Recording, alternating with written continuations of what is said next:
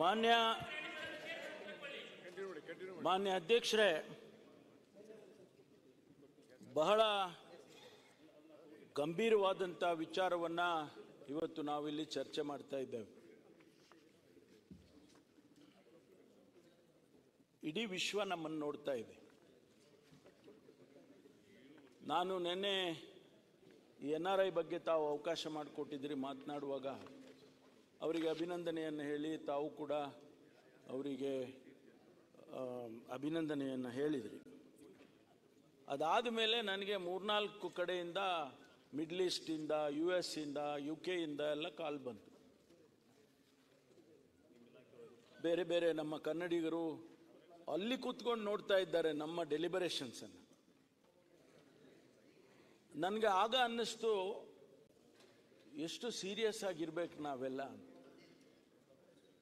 ಇವತ್ತು ಇಷ್ಟೊಂದು ಗಂಭೀರವಾದ ವಿಚಾರವನ್ನ ನಾವು ಯಾವ ರೀತಿ ಚರ್ಚೆ ಮಾಡ್ತಾ ಇದ್ದೇವೆ, ಇದಕ್ಕೆ ಎಲ್ಲೋ ಒಂದು ಕಡೆ ನನಗನ್ಸೋದು, this is purely my observation, ನಾವು ರಾಜಕೀಯಕ್ಕೆ ಹೋಗ್ಬಿಟ್ವಾ ಅಂತ.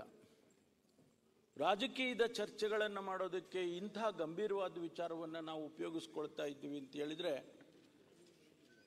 ಬೇರೆಯವರು ನೋಡಿದವರು ಏನನ್ಬಹುದು ನಮ್ಮನ್ನು. ಹಾಗಾಗಿ ಇದಕ್ಕೆ ನನ್ನ ವಿನಂತಿ ಏನು ಅಂತ ಹೇಳಿದೆ, ನಮ್ಮ ವಿರೋಧ ಪಕ್ಷದ ಸದಸ್ಯರುಗಳಿಗೆ, ನಾಯಕರಿಗೆ ಮತ್ತು ನಮ್ಮ ಕಡೆ ಇರ್ತಕ್ಕಂಥ ಸದಸ್ಯರಿಗೂ ಕೂಡ ಇಂತಹ ವಿಚಾರವನ್ನು ಚರ್ಚೆ ಮಾಡುವಾಗ ಒಂದಿಷ್ಟು ನೈಜ ಸ್ಥಿತಿಗಳನ್ನು, ವಿಚಾರಗಳನ್ನು ನಾವು ಚರ್ಚೆ ಮಾಡಿ ಅದಕ್ಕೆ ಏನೆಲ್ಲ ಮಾಡ್ಬೋದು ಮುಂದೆ ಅನ್ನೋದನ್ನು ಚರ್ಚೆ ಮಾಡಿದರೆ ಭಾಳ ಅನುಕೂಲ ಆಗ್ತದೆ. ಮುಂದೆ ಇಂತಹ ಘಟನೆಗಳು ಮರುಕಳಿಸದೇ ಇರ್ತದೆ ಅಂತೇಳಿ ನನಗೆ ಅನಿಸುತ್ತೆ. ಮಾನ್ಯ ಅಧ್ಯಕ್ಷರೇ, ನಾವು ದೇಶ ಪ್ರೇಮದ ಬಗ್ಗೆ ಮಾತನಾಡ್ತಾ ಇದ್ದೇವೆ. ಅನೇಕ ಜನ ಮಾತಾಡಿದರು. ದೇಶ ಪ್ರೇಮ, ಕಾಂಗ್ರೆಸ್ ಪಕ್ಷಕ್ಕೆ ದೇಶ ಪ್ರೇಮವನ್ನು ಹೇಳ್ಕೊಡ್ಬೇಕಾ, ಪಾಠ ಕಲಿಬೇಕಾ ನಾವು? ಈ ದೇಶಕ್ಕೆ ಸ್ವತಂತ್ರ ತಂದುಕೊಡ್ತಕ್ಕಂಥ ಕಾಂಗ್ರೆಸ್ ಪಕ್ಷ ಎಷ್ಟು ಜನರನ್ನ ತ್ಯಾಗ ಮಾಡಿದೆ. ದೇಶ ಪ್ರೇಮ ಅಲ್ಲಿಂದ ಬರಲಿಲ್ವ ನಮಗೆ? ಸ್ವತಂತ್ರಕ್ಕೆ ಎಷ್ಟು ಜನನ್ನ ಬಲಿ ಕೊಟ್ಟಿದ್ದೇವೆ ನಾವು, ಅದು ನಾವು ಮರ್ತಿಲ್ಲ. ನಾವು ಕಾಂಗ್ರೆಸ್ನವರು, ಹೌದು ಸುನಿಲ್ ಅವರು ಹೇಳಿದಾಗೆ ಈಗಿನ ಕಾಂಗ್ರೆಸ್ಸೇ ಬೇರೆ, ನಿಜ ಒಪ್ಕೊಳ್ತೀನಿ. ಆದರೆ ನಮ್ಮ ಬದ್ಧತೆ, ನಮ್ಮ ಧ್ಯೇಯ ಅವು ಯಾವುವೂ ಬದಲಾಗಿಲ್ಲ. 1885ರಲ್ಲಿ ಪ್ರಾರಂಭ ಆದಂಥ ಕಾಂಗ್ರೆಸ್ಸಿನ ಬದ್ಧತೆ ಇವತ್ತಿಗೂ ಕೂಡ, ಈವನ್ ಟು ದಿಸ್ ಡೇ, ಒಂದು ಶಬ್ದ ನಾವು ಬದಲಾಯಿಸಿಲ್ಲ,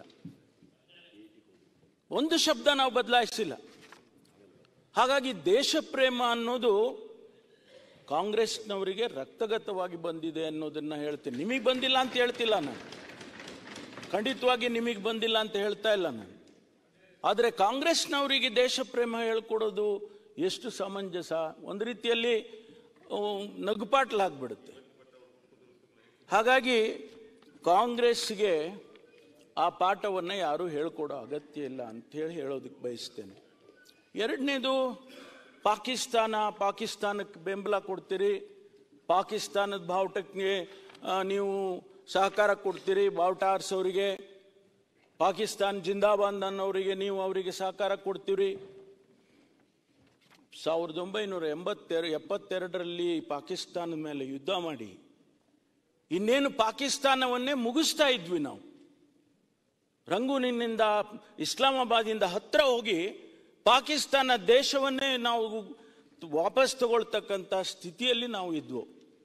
ನಮಗೆ ಪಾಕಿಸ್ತಾನದ ಬಗ್ಗೆ ಬಹಳ ಅಭಿಮಾನ ಇದೆ, ಅಥವಾ ನಾವು ಜೈ ಎಂದವರಿಗೆ ಎನ್ಕರೇಜ್ ಮಾಡ್ತೀವಿ ಅಂತಿರಲ್ಲ. ಇದು ಎಷ್ಟು ಸಮಂಜಸ ಯೋಚನೆ ಮಾಡಿ. ಪ್ರಧಾನಮಂತ್ರಿಗಳು ಅನ್ಶೆಡ್ಯೂಲ್ಡ್ ವಿಸಿಟ್ ಮಾಡ್ತಾರೆ ಪಾಕಿಸ್ತಾನದ ಪ್ರಧಾನಮಂತ್ರಿ ಹತ್ರ. ಅಗತ್ಯ ಇದ್ದೋ ಇಲ್ಲೋ ಗೊತ್ತಿಲ್ಲ ನನಗೆ, ಅವ್ರು ಯಾಕೆ ಹೋಗಿದ್ರು ಗೊತ್ತಿಲ್ಲ. ಒಂದು ಫ್ರೆಂಡ್ಶಿಪ್, ಹೌದಪ್ಪ ನಾವು ಪಕ್ಕದಲ್ಲಿ ನೇಬರ್ಸ್ ಇದ್ದೀವಿ, ಅವ್ರನ್ನೂ ಕರೆಯೋಣ ಅಂತೇಳಿ ಅವರು ತಮ್ಮ ಸ್ವೇರಿಂಗ್ ಇನ್ನಿಗೆ ಕರೀತಾರೆ. ನಾವು ಅದನ್ನು ತಪ್ಪು ತಿಳ್ಕೊಂಡ್ವಾ ನಾವು? ಏನೋ ಒಂದು ರೀತಿಯಲ್ಲಿ ಹೌದಪ್ಪ ನೇಬರ್ಸ್ನೆಲ್ಲ ಚೆನ್ನಾಗಿ ಇಟ್ಕೋಬೇಕು, ಇಂಟರ್ನ್ಯಾಷನಲ್ ಪಾಲಿಸಿ ಅದು ನಮ್ಮದು, ಅದಕ್ಕಾಗಿ ಕರೆದಿದ್ದಾರೆ ಅಂತ ಹೇಳಿ ನಾವು ಕೂಡ ಅದಕ್ಕೆ ಸಹಮತಿಯನ್ನು ವ್ಯಕ್ತಪಡ್ತೇವೆ. ಯಾರೂ ನಮ್ಮ ಲೀಡರ್ಸ್ಗಳು ಟೀಕೆ ಮಾಡಲಿಲ್ಲ, ಒಬ್ಬರಿಬ್ಬರು ಏನೋ ಹೇಳಿರ್ಬೋದು. ಇಂಥ ಪರಿಸ್ಥಿತಿಯಲ್ಲಿ ನಾವು ಪಾಕಿಸ್ತಾನಕ್ಕೆ ಬೆಂಬಲ ಮಾಡ್ತೀವಿ ಅಂತ ಹೇಳಿ ತಮ್ಮ ಮಾತಿನಲ್ಲಿ ಬರೋದು ತಪ್ಪು ಅಂತ ಹೇಳಿ ನಾನು ಈ ಸಂದರ್ಭದಲ್ಲಿ ಹೇಳ್ತೇನೆ. ಮಾನ್ಯ ಅಧ್ಯಕ್ಷರೇ, ಬಹಳ ವಿಚಾರಗಳನ್ನು ಚರ್ಚೆ ಮಾಡಿದ್ದೀರಿ. ಅದಕ್ಕೆ ಅಗತ್ಯ ಇತ್ತೋ ಇರಲಿಲ್ವೋ ಅನೇಕ ಘಟನೆಗಳನ್ನು ಪ್ರಸ್ತಾಪ ಮಾಡಿದ್ದೀರಿ. ನಿಮ್ಮ ಕಾಲದ ಮಾಡಿದ್ದೀರಿ, ನಮ್ಮ ಕಾಲದ ಮಾಡಿದ್ದೀರಿ. ಬಹುಶಃ ಅದೆಲ್ಲ ಅಪ್ರಸ್ತುತ ಅಂತ ಹೇಳಿ ಅನಿಸುತ್ತೆ ನನಗೆ. ಯಾಕೆಂದರೆ ಅದಕ್ಕೆ ಉತ್ತರ ಬೇರೆ ಸಂದರ್ಭದಲ್ಲಿ ನಾನು ಕೊಡ್ತೇನೆ ನಿಮಗೆ. ಯಾರ್ಯಾರ ಸಂದರ್ಭದಲ್ಲಿ ಏನೇನಾಗಿದೆ ಅಂತ ಹೇಳಿ ನಾನು ಬೇಕಾದರೆ ಅಂಕಿಅಂಶಗಳ ಮೂಲಕ ನಾನು ತಮ್ಗೆ ಉತ್ತರ ಕೊಡ್ತೇನೆ. ಆದರೆ ಅದರ ಅಗತ್ಯತೆ ಇವತ್ತಿಗಿಲ್ಲ ಅಂತ ಹೇಳಿ ನಾನು ಭಾವಿಸ್ಕೊಂಡು ಅದಕ್ಕೆ ನಾನು ಯಾವುದಕ್ಕೂ ನಾನು ಉತ್ತರ ಕೊಡೋಕೆ ಹೋಗೋದಿಲ್ಲ. ಅದು ಸಿಂದಗಿನಲ್ಲಿ ಬಾವುಟ ಆರಿಸಿದ್ರು, ಯಾರು ಆರಿಸಿದ್ರು, ಎಷ್ಟು ಮಸೀದಿಗಳಿಗೆ ಹಂದಿ ಮಾಂಸಗಳನ್ನ ಹಾಕಿದ್ರು, ಇವೆಲ್ಲ ನಾವು ಚರ್ಚೆ ಮಾಡ್ತಾ ಕೂತ್ರೆ ನಾವು ಏನನ್ನು ಹೇಳಬೇಕು? Where are we? ನಮ್ಮ ಜವಾಬ್ದಾರಿ ಏನಿದೆ ಈ ಸದನದಲ್ಲಿ? ನಾವು ಇಲ್ಲಿ ಕಲಿಯೋದು ಯಾತಕ್ಕೋಸ್ಕರ ಅಧಿವೇಶನ ನಡೆಯುತ್ತೆ? ರಾಜ್ಯದ ಸಮಸ್ಯೆ ಚರ್ಚೆ ಮಾಡಬೇಕು, ಮುಖ್ಯಮಂತ್ರಿಗಳು ಇವತ್ತು ರಿಪ್ಲೈ ಕೊಡಬೇಕು, ಬಜೆಟ್ನಲ್ಲಿ ಏನೆಲ್ಲ ಈ ರಾಜ್ಯದ ಅಭಿವೃದ್ಧಿಗಾಗಬೇಕು ಅನ್ನೋದನ್ನು ಚರ್ಚೆ ಮಾಡೋದು ಬೇಡವಾ ನಾವು? ಅದರಿಂದ ಮಾನ್ಯ ಅಧ್ಯಕ್ಷರೇ, ನಾನು ಹೆಚ್ಚಿಗೆ ಮಾತನಾಡೋದಕ್ಕೆ ಹೋಗುವುದಿಲ್ಲ. ನಾನಿಷ್ಟೇ ಹೇಳ್ತೇನೆ, ಈ ಘಟನೆ ಆಗಬಾರ್ದಾಗಿತ್ತು. ಈ ಘಟನೆ ಎರಡು ಮಾಧ್ಯಮದಲ್ಲಿ ಬಂದಿದೆ, ನಿಜ. ಮಾಧ್ಯಮದವರೇ ಎರಡು ಅಭಿಪ್ರಾಯಗಳನ್ನು ಹೇಳಿದ್ದಾರೆ. ಕೆಲವರು ಹೇಳಿದ್ದಾರೆ ಹೌದು ಅವನು ಪಾಕಿಸ್ತಾನದಿಂದ ಬಂದಂತ ಹೇಳಿದ ಅಂತೇಳಿ ಎಲ್ಲ ಅವರು ಭಾಳ ಕ್ಲೋಸಪ್ ಅಲ್ಲಿ ಟಿವಿನಲ್ಲೆಲ್ಲ ತೋರಿಸಿದ್ದಾರೆ. ಇನ್ನು ಕೆಲವರು ಇಲ್ಲ, ನಾನು ಅಲ್ಲೇ ಪಕ್ಕದಲ್ಲೇ ಇದ್ದೇನೆ, ಆ ರೀತಿ ಏನು ಹೇಳ್ದಂಗೆ ಕೇಳಿಸ್ಲಿಲ್ಲ ಅಂತಾರೆ. ಅದಕ್ಕಾಗಿ ಇವತ್ತು ನಾವೇನು ಮಾಡಿದ್ದೇವೆ ಅಂದರೆ ಇಮಿಡಿಯೇಟ್ ಆಗಿ ಸುವಮೋಟೋ ಕೇಸ್ ತಗೊಂಡಿದ್ದಾರೆ, ರಿಜಿಸ್ಟರ್ ಮಾಡಿದ್ದಾರೆ. ನೆನ್ನೆ 6 ಗಂಟೆಗೆ ಕೇಸ್ ರಿಜಿಸ್ಟರ್ ಮಾಡಿದ್ದಾರೆ. ನಿಜ, ಅಲ್ಲಿ ಪೊಲೀಸ್ನವರಿದ್ರು, ಬೇಕಾದಷ್ಟು ಜನ ಪೊಲೀಸ್ನವರಿದ್ರು. ನಾನು ಕೂಡ ನಮ್ಮ ಅಧಿಕಾರಿಗಳಿಗೆ ಹೇಳಿದೆ, ನೋಡಪ್ಪ ಯಾರನ್ನು ಬಿಡಬೇಡಿ, MLAಗಳನ್ನ ಬಿಟ್ಟು MLCಗಳನ್ನ ಬಿಟ್ಟು ಅವ್ರು ಯಾರನ್ನು ಕೂಡ, ಯಾರು ಮತ ಹಾಕೋಕೆ ಒಳಗಡೆ ಹೋಗ್ತಾರೋ ಅವ್ರಿಗೆ ಮಾತ್ರ ಐಡೆಂಟಿಟಿ ಕಾರ್ಡ್ನ ಚೆಕ್ ಮಾಡಿ ಒಳಗಡೆ ಬಿಡಿ ಅಂತ ನಾನು ಕೂಡ ಸೂಚನೆ ಕೊಟ್ಟಿದ್ದೇನೆ.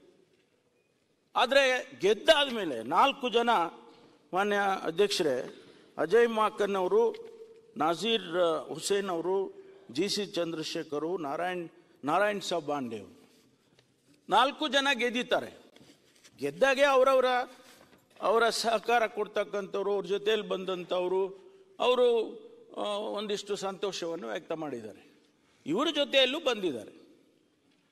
ಅದನ್ನು ತಪ್ಪು ಅಂತ ಹೇಳ್ತೀನಿ ನಾನು. ಅವರನ್ನೂ ಕೂಡ ಒಳಗಡೆ ಬಿಡಬಾರ್ದಾಗಿತ್ತು. ಅವರು ಮಾನ್ಯ ನಾಜೀರ್ ಹುಸೇನ್ ಅವರು 25 ಜನರಿಗೆ ಅವರು ಪರ್ಮಿಷನ್ ತಗೊಂಡಿದ್ದಾರೆ. ಅವರೆಲ್ಲ ಒಳಗಡೆ ಪರ್ಮಿಷನ್ ಯಾವಾಗ ಕೊಟ್ಟಿದ್ರು ಅವರೆಲ್ಲ ಒಳಗಡೆ ಬಂದಿದ್ದಾರೆ. ಆದರೆ ಇವರು ಆ ಜೋಶ್ನಲ್ಲಿ ಪಾಕಿಸ್ತಾನ್ ಜಿಂದಾಬಾದ್ ಅಂತ ಅವನು ಹೇಳಿದ್ದಿದ್ರೆ ಅದು ಇನ್ನೂ ಹೆಚ್ಚಿನ ರೀತಿಯಲ್ಲಿ ನಮಗೆ ಗಮನಕ್ಕೆ ಬರ್ತಿತ್ತು ಅಂತ ಹೇಳಿ ಮಾಧ್ಯಮದವರು ಹೇಳ್ತಾರೆ. ಅವನು ಹೇಳಿದ್ವಾ ನಾವು ಡಿಬೇಟ್ ಮಾಡೋದಕ್ಕಿಂತ ಸೈಂಟಿಫಿಕ್ ಆಗಿ ಅದನ್ನ ತಿಳ್ಕೊಳ್ಬೇಕಲ್ಲ. ಅವನು ಹೇಳಿದ್ದಾನೆ ಅಂತ ತಿಳ್ಕೊಳ್ಳಿ. ಯಾವ ಕ್ಷಣಕ್ಕೂ ಕೂಡ we will not Fargo his statement. ಅವನನ್ನು ಬಿಡೋದಿಲ್ಲ, ಅವನಿಗೆ ಶಿಕ್ಷೆ ಕೊಡ್ತೀವಿ. ಎಂತ ಶಿಕ್ಷೆ ಕೊಡ್ತೀವಿ ಅಂತೇಳಿ ಕಾನೂನಲ್ಲಿ ಏನಿದೆ ಅದು ಕೊಡ್ತೇವೆ. ಕೇಳಿ ಕೇಳಿ ಕೇಳಿ ಕೇಳಿ ಯಾರು ಪಾಕಿಸ್ತಾನ್ ಜಿಂದಾಬಾದ್ ಅಂತ ಏನಾದರೂ ಆ ವ್ಯಕ್ತಿ ಹೇಳಿದ್ದಾನೆ ಅಂತೇಳಿ ನಮ್ಮ FSL ರಿಪೋರ್ಟಲ್ಲಿ ಬಂದರೆ ಒಂದು ಕ್ಷಣ ಬಿಡೋದಿಲ್ಲ, ಒಂದು ಕ್ಷಣ ಬಿಡೋದಿಲ್ಲ. ಅವನಿಗೇನು ಕಾನೂನಲ್ಲಿ ಶಿಕ್ಷೆ ಕೊಡಬೇಕೋ ಅದನ್ನು ಖಂಡಿತವಾಗಿ ನಾವು ಕೊಡ್ತೇವೆ ಅಂತಕ್ಕಂಥ ಮಾತನ್ನು ಹೇಳ್ತೀನಿ. ಯಾರನ್ನು ಇಲ್ಲಿ ರಕ್ಷಣೆ ಮಾಡೋ ಅಗತ್ಯ ಇಲ್ಲ ನಮಗೆ. ಅವನು ಯಾರೇ ಇರ್ಬೋದು, ಯಾರ ಕಡೆಯಿಂದನೇ ಬಂದಿರ್ಬೋದು, ನಾವು ರಕ್ಷಣೆ ಮಾಡ್ತಕ್ಕಂಥ ಅಗತ್ಯ ಇಲ್ಲ ಅನ್ನೋದನ್ನು ಸ್ಪಷ್ಟವಾಗಿ ಸದನಕ್ಕೆ ನಾನು ತಿಳಿಸೋದಕ್ಕೆ ಬಯಸ್ತೇನೆ. ಆದ್ದರಿಂದ ಈಗಾಗಲೇ FIR ಆಗಿದೆ, ತಾವು ಕೂಡ ಕಂಪ್ಲೇಂಟ್ ಕೊಟ್ಟಿದ್ದೀರಿ, ಅದನ್ನು ಕೂಡ ಅದೇ FIRಗೆ ಸೇರಿಸಿದ್ದಾರೆ.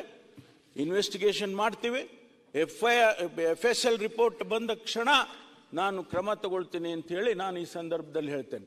ಇದನ್ನು ಹೆಚ್ಚು ವಿಳಂಬಿಸ್ಬೋದು, ನಾವು ವಿಸ್ತರಿಸ್ಕೊಂಡು ಹೋಗ್ಬೋದು. ಆದರೆ ಎಲ್ಲಿಗೆ ಮುಟ್ಟುತ್ತೆ ಇದು? ದೇಶದ ಹಿತದೃಷ್ಟಿಯಿಂದ, ಸಮಾಜದ ಹಿತದೃಷ್ಟಿಯಿಂದ ನಾವು ಇದನ್ನು ನಾವು ಸರ್ಕಾರ ಬದ್ಧವಾಗಿದೆ. ಯಾವುದೇ ಕಾರಣಕ್ಕೂ ಇದೊಂದೇ ಘಟನೆ ಅಂತಲ್ಲ, ಮಾನ್ಯ ವಿರೋಧ ಪಕ್ಷದ ನಾಯಕರಿಗೆ ಅಶ್ಯೂರೆನ್ಸ್ ಕೊಡ್ತೀನಿ ನಾನು, ಇದೊಂದೇ ಘಟನೆ ಅಂತಲ್ಲ. ಎನಿವೇರ್ ನಮ್ಮ ರಾಜ್ಯದಲ್ಲಿ ಯಾರಾದರೂ ಪಾಕಿಸ್ತಾನದ ಧ್ವನಿ ಎತ್ತಿ ಪಾಕಿಸ್ತಾನ್ ಜಿಂದಾಬಾದ್ ಅಂತ ಕೂಗಿ ನಮಗೆ ಅವಮಾನ ಮಾಡ್ತಕ್ಕಂಥ ಕೆಲಸವನ್ನು ಮಾಡಿದರೆ ಅವರಿಗೆ ಕಠಿಣವಾದ ಶಿಕ್ಷೆಯನ್ನು ನಾವು ತಗೊಳ್ತೀವಿ ಅಂತ ಹೇಳಿ ನಾನು ಮಾನ್ಯ ಅಧ್ಯಕ್ಷರ ಮೂಲಕ ತಮ್ಮೆಲ್ಲರಿಗೂ ತಿಳಿಸೋದಕ್ಕೆ ಬಯಸ್ತೇನೆ.